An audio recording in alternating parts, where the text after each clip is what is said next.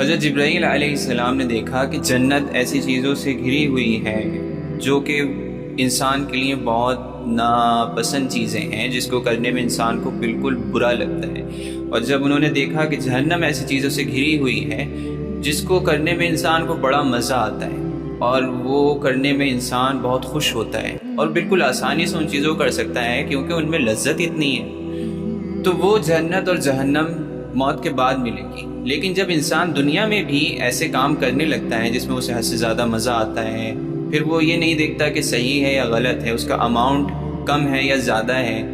تو پھر اس کو دنیا میں بھی ایک جہنم ملنا شروع ہو جاتی ہے، جسے ہم ڈپریشن کہتے ہیں، غم کہتے ہیں۔ ہر وقت کا غم، زندگی اچھی نہیں لگ رہی ہے، تو وہ اسی وجہ سے ہوتا ہے کہ ایک جہنم دنیا میں بھی بن جاتی ہے اس کے لیے،